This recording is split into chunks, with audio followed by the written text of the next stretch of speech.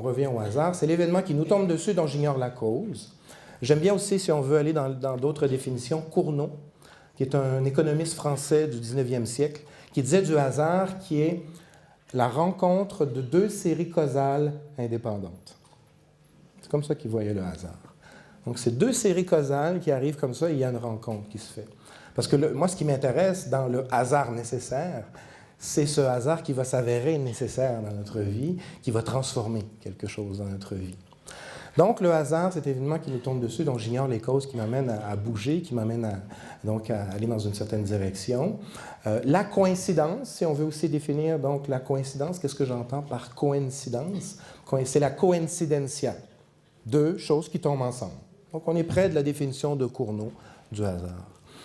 Maintenant, ça nous arrive à cheminer vers la coïncidence significative, la synchronicité. Et qu'est-ce que la synchronicité? C'est une coïncidence chargée de sens. Parce que les coïncidences, il y en a plusieurs, toutes sortes dans nos vies. Mais celle qui est chargée de sens, qui va transformer notre vie, donc deuxième critère, qui va avoir un impact très, très fort émotionnellement dans notre vie, troisième critère, et qui se produit dans des entre-deux ou des périodes de chaos. Mais alors justement, ça place au cœur du constat.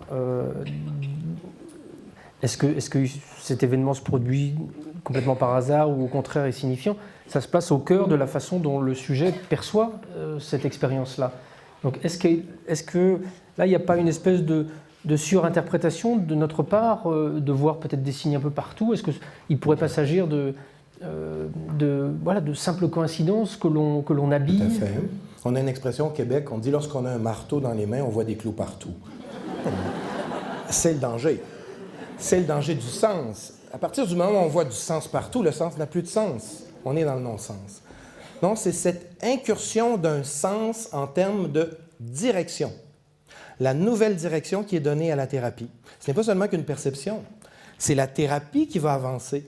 Il y a quelque chose qui va se produire. Il y a un événement qui se produit et qui va créer un avant et un après dans le processus thérapeutique. Donc, c'est là qu'on peut tenter d'approcher ce phénomène d'une façon la plus rigoureuse qui soit, vous disiez tout à l'heure, de façon sérieuse, de façon rigoureuse, parce que là, la transformation n'est pas produite par la personne. Bien sûr, elle est disponible.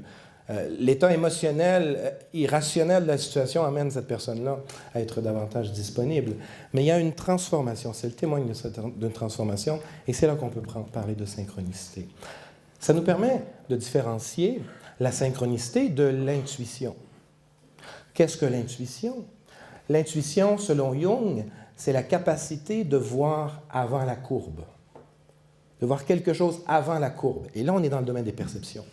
Les gens qui sont intuitifs sont très, très sensibles à la vie symbolique ou à la dimension, je dirais, symbolique de la réalité.